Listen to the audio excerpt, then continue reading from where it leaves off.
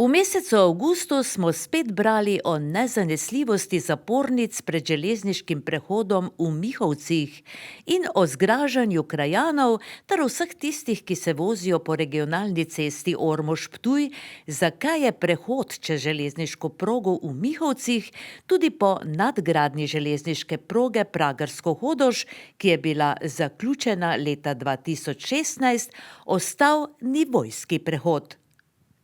Ker so nam stališča in pomisleki, ki še vedno burijo duhove med domačini, znani, smo se po odgovore odpravili na sektor za investicije v železnice, ki v okviru Ministrstva za infrastrukturo deluje v Mariboru. Rekonstrukcija in elektrifikacija železniške proge Pragersko-Hodoš se je začela že tam leta 2004.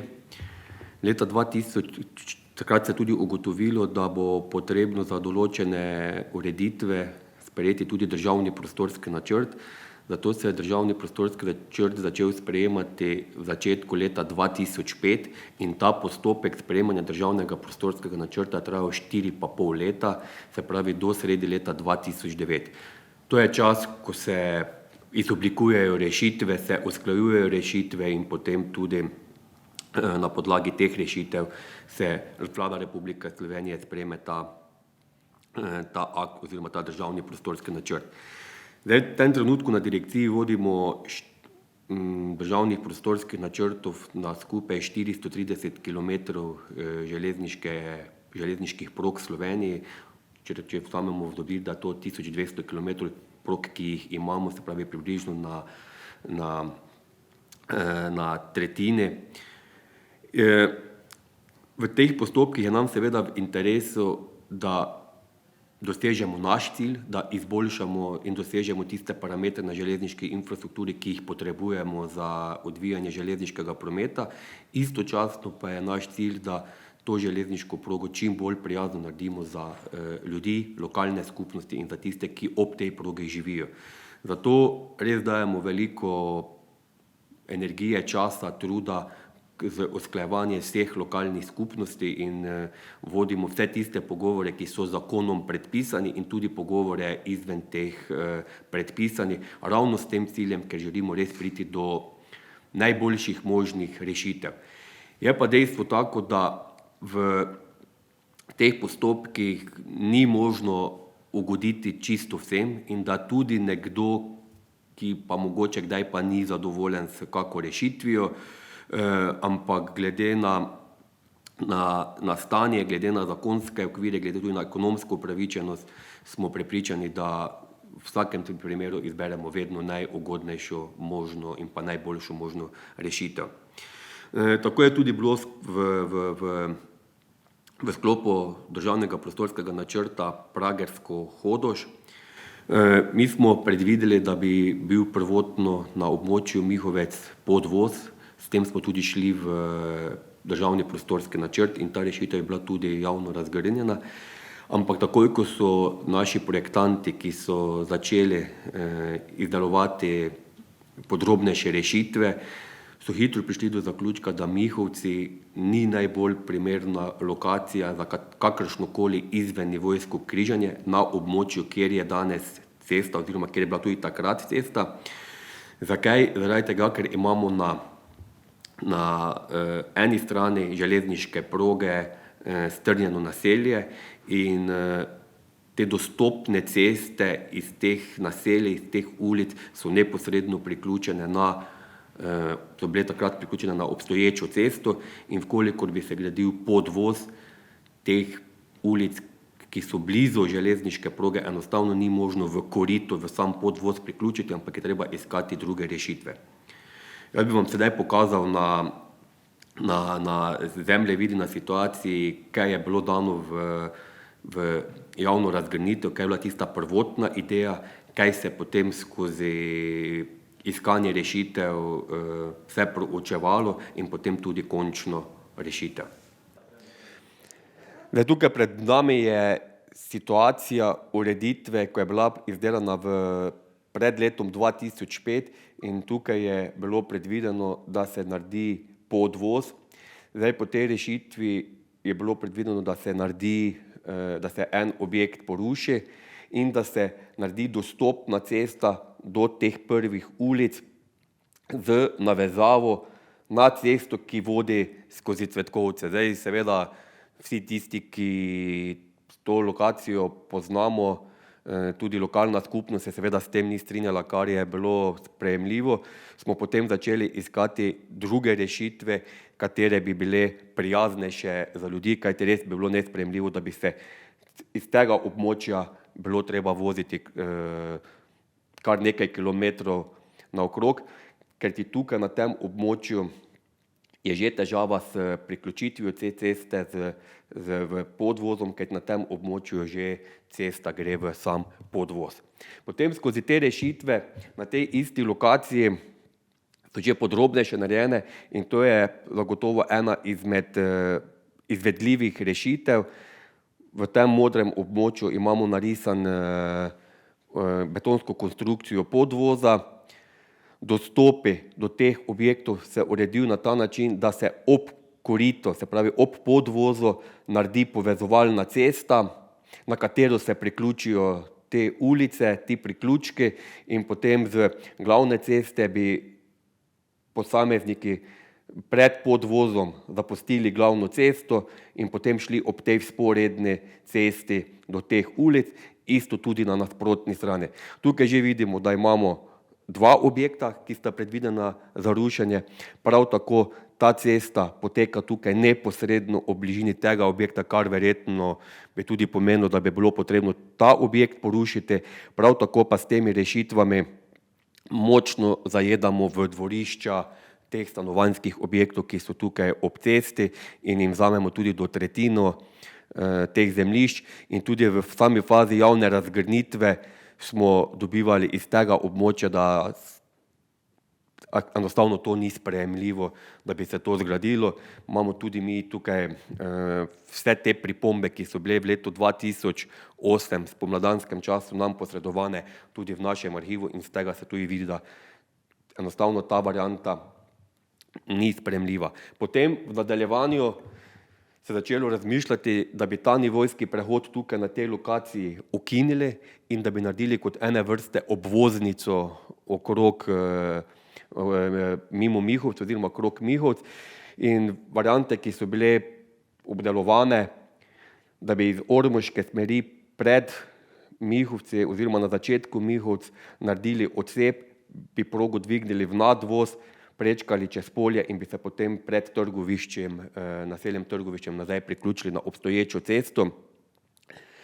Tudi to je bilo preučevano, tudi tukaj najbrž brez rušitev objektov ne bi šlo, ampak tudi tukaj smo potem hitro zaključili, da gre tukaj v neposredni bližini trasa hitre ceste med Ormožem in Ptujem, ki pa je v tistem času bila realnost, vsi smo verjeli v to, da se bo ta cesta zgradila in v tistem času dejansko ni bilo nobenega takega pesimista, ki bi si takrat upal pomisliti na to, da se bo ta gradnja zaključila, ustavila in je potem 20 let ne bo. Vemo, da je bila najprej pogodba za most podpisana s podjetjem Vegrad, potem še za traso s podjetjem Primorjem in to se je potem zaradi tiste krize vse ustavilo. Ampak zakaj to navezujem? Zato, ker smo potem prišli do zaključka. Hitra cesta se gradi, promet, tranzit, ki gre mimo Mihovc, se bo preusmeril na hitro cesto in ta cesta bo potem postala tukaj lokalna cesta za to lokalno prebivalstvo. In če tukaj potem imamo nivojski prehod in hitro cesto, je to najboljša možna kombinacija. Kajti, če bi se gradila katerakoli izmed teh variant obvoznice mimo naselja Mihovc, bi to pomenilo, da se ta nivojski prehod tukaj ukine, kar pa pomeni, da recimo ti stanovalci, ko bi šli proti Ptuju, bi mogli enostavno iti nazaj v smeri proti Ormoža in potem čez nadvoz preko. Zato je bila potem skozi vse te postopke sprejeta odločitev, da v Mihovcih ostane nivojski prehod in to je bilo obravnavano in na občinskem svetu in pa tudi potem v državnem prostorskem načrtu in po tej varianti je tudi bilo izvedeno, so bila izvedena dela.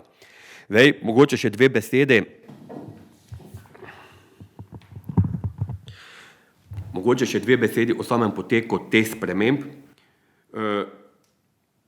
Državni prostorski načrt vodi Ministrstvo za okolje in prostor, vse rešitve, kako bodo nivojski prehodi izgledali, pa ureja Komisija za nivojske prehode. Člani komisije so predstavniki, se pravi, naš predstavnik je zraven, potem je predstavnik Agencije za varnost v železniškem prometu, policije, upravljavca železniške infrastrukture in pa potem tudi upravljavca cest in pa lokalne skupnosti. Se pravi, vedno je zraven predstavnik občine in komisija je tudi te nivojske prehode v letu 2006 pregledovala in med drugim je zadolžila takratno agencijo, ki je ta projekt vodila, da z lokalno skupnostjo opravi sestanek in da se z lokalno skupnostjo uskladimo glede rešitve, glede variant. In ta sestanek je potekal 11. julija, se pravi 11.7.2006 v prostorih občine Ormož, kjer je bil prisoten tudi takratni župan gospod Vili Trofenik in glede na vse argumente, na vse problematiko in upoštevanju dejstva, da se hitra cesta že gradi in da to praktično dejstvo, da to bo, smo zaključili, da ta nivojski prehod v Mihovcih ostane nivojski prehod. Tako da tudi, se pravi, župan Trofenik v času, ko je županoval v letu 2006, tudi on se je strinjal z to rešitvijo in to je bila potem tudi osnova, da smo mi s temi rešitvami nadaljevali, tudi potem pozneje v letu 2007 in 2008, ko je v letu 2008 občinski svet sprejemal, smo potem tudi s to rešitvijo šli in tudi takrat se je in občinski svet in predstavniki občine strinjali, da v Mihovcih ostane nivojski prehod in da se zgradi hitra cesta in da potem, ko bo hitra cesta zgrajena, se ta cesta tukaj preuredi v lokalno cesto. Sam osebno sem prepričan, da je odločitev bila pravilna v tistem času, je pa res, da, kot sem že omenil, takega pesimista, ki bi takrat razmišljal o tem, da se bo gradnja hitre ceste ustavila in da je potem še 20 let ne bo, takega pa takrat enostavno ni bilo.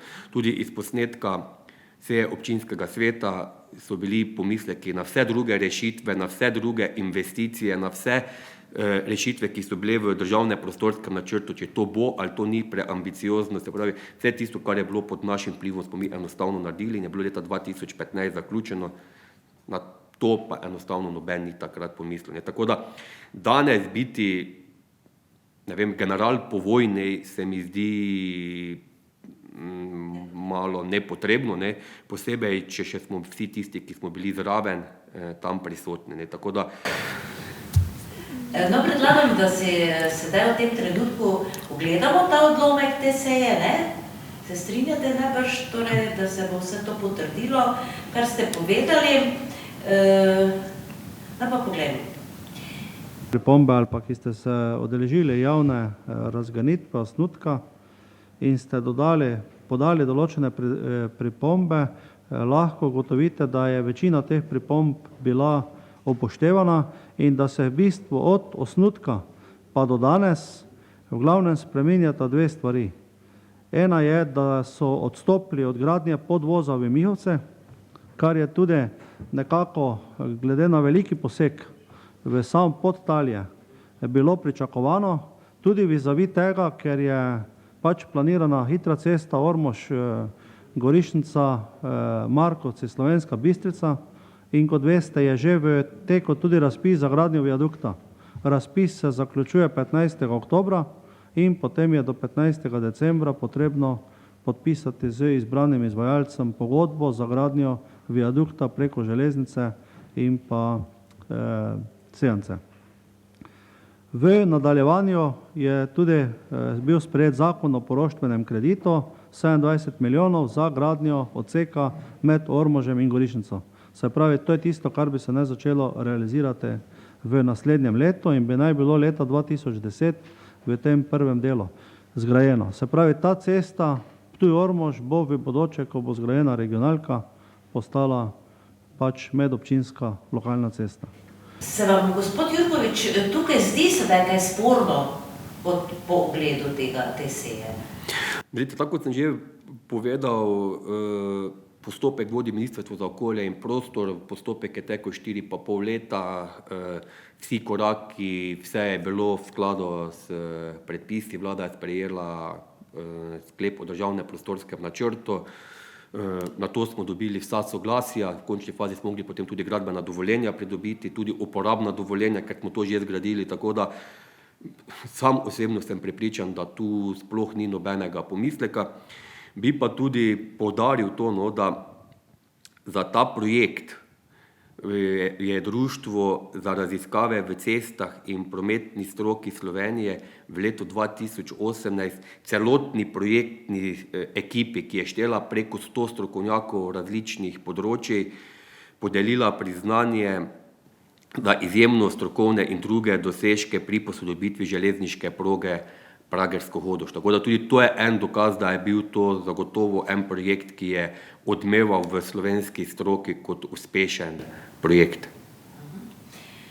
Kaj pa v bistvu se vam torej danes očita, oziroma torej Direkciji Republike Slovenije za infrastrukturo? Kaj je sedaj pravzaprav predmet tu pomislekov, jeze nekaterih torej krajanov, Mihovcev? Ne vem, s čem je danes problem. Če upoštevamo to, da je v začetku avgusta bila podpisana pogodba za to novo cesto, hitro cesto med Ormožem, Gorišnico in potem proti Markovcu, oziroma zdaj so imenovali glavna cesta.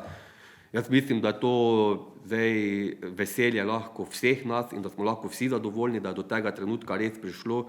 Jaz sem prepričan tudi to, da je do tega trenutka danes prišlo, da smo tudi mi marsikaj prispevali, kajti mi smo velikokrat izpostavljali, da smo v Mihovci naredili nivojski prehod ob upoštevanju hitre ceste in da ta hitra cesta je pogoj, da to območje normalno funkcionira. In ne izključujem tega, če bi v Mihovci danes bil podvoz, da vprašanje, če bi pa mogoče se sploh to gradilo. Ne izključujem, ja ali ne, ampak zagotovo bi bilo manj argumentov kot potreba po gradnji hitre ceste, kaj šele, če bi naredili mi tam neko obvoznico Mihovc, bi verjetno bilo še manj argumentov, da se tukaj to naredi in bi bilo še več argumentov, da se to, ne vem, še nekaj časa prestavlja naprej. No, mimogrede, omenili ste, da bi torej zaradi eventualnega nadvoza ali podvoza bilo treba nekaj hiš porušiti, ne? Ste to kdaj izračunali, koliko najbrž bi te odškodnine in to tudi veliko več stalo, kot je? Zdaj bom čisto odkrito povedal, zdaj pri nas cenitve delajo cenilci, se pravi, teh cenilcev mi znotraj hiše nimamo, na trgu pač usposobljeni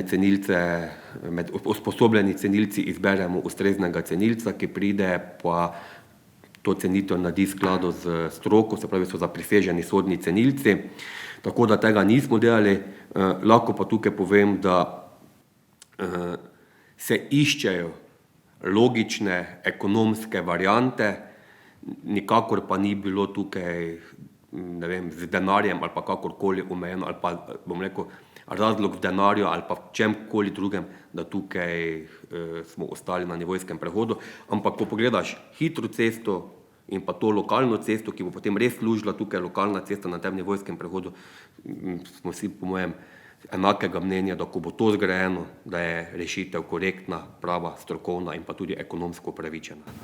Že nekajkrat se je zgodilo, da na prehodu niso delovale zapornice. Gre za dejstvo, ki uporabnike ceste skozi Mihovce še najbolj skrbi. Dajte, no tudi to temo smo dobili novinarsko vprašanje. Zdaj, mi imamo na progi Pragersko-Hodoš vgrajeno zadnjo generacijo sodobne elektronske signalno-varnostne naprave, ki zagotavlja najvišjo možno stopnjo varnosti, tako imenovani stil 4. To je pač najvišja možna stopnja. Naj povem, da se zapornice, odkar so bile vgrajene, nimam podatka, da bi bile pokvarjene, da bi naprava odpovedala. Je pa res, da so v napravi sprogramirani protokoli, kako se naprava v posameznih situacijah odzove. Zdaj, kaj to pomeni ta sil 4?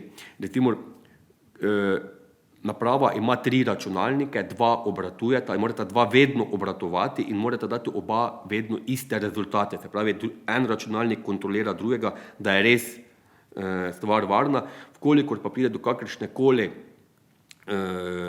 bi prišlo do napake ali pa nekega zunanjega vpliva, to naprava zazna in potem se da vse takoj v višjo stopnjo varnosti. Logika je ta, če nekdo zapornico zlomi, takoj padajo zapornice, se spustijo, utripajo rdeče luči, dokler ne pridejo vzdrževalci in te napake ne odpravijo. Zdaj, v letošnjem letu je bilo evidentiranih 6 dogodkov, ko je bila potrebna intervencija vzdrževalcev. 2-krat so bile zlomljene zapornice, 4-krat pa je bil udar strele. In to naprava zazna in potem se avtomatsko spusti, ker boljše je, da ljudje tam stojijo nekaj časa več, kot pa da bi naprava ne delovala.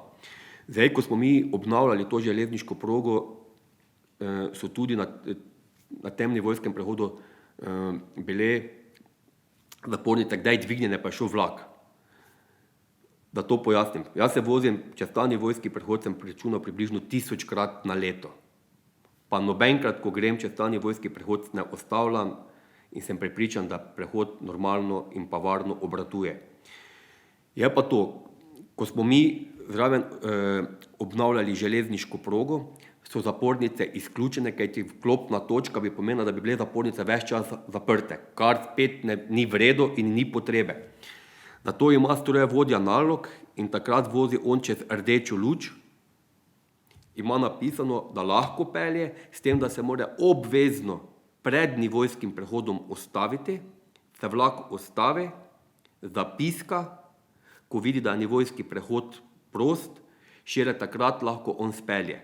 Je pa problem, če nekdo tega manevra ne vidi, ker pride nekoliko pozneje, ko že vlak gre čez nivojski prehod in naredi sliko in objavi, zapornice so dvignjene, vlak pa je na železniški progi. Ja, je lahko, tudi taki primeri so, ampak predtem se je vlak zagotovo ustavil, zapiskal in ko je bil nivojski prehod prost, šele takrat je on nadaljeval z vožnjo. Tako da vsi možni scenariji so predvideni in vsi gredo v to, da če karkoli ni nekaj 100%, da je lahko odprto, se zapornice enostavno zaprejo.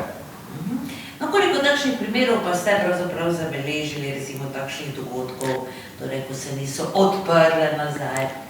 Glejte, v letošnjem letu 6 dogodkov. Dvakrat je bil zlom zapornice, 4-krat je bil udar strele, v preteklih letih pa tam mislim, 3-krat, 4-krat na leto pride do take situacije, da se zapornice same ne odprejo, da je potrebno ročno ukrepanje ali vzdrževalca ali pa prometnika, ki nadaljavo potem tudi lahko zapornice odpre in potem vlaki se morajo ustavljati, dokler ne pridejo vzdrževalci in potem ugotovijo, da je vse v redu. Ampak to ne govorimo, da zapornice niso obratovale, ampak se zapornice odzovejo. Razmišljal sem, mogoče se to sliši zakomplicirano, ampak tudi mi ne rečemo, da se nam avto ne pokvari, ko se nam prižge lučka, da imamo gumo prazno, če smo povozili žebelj.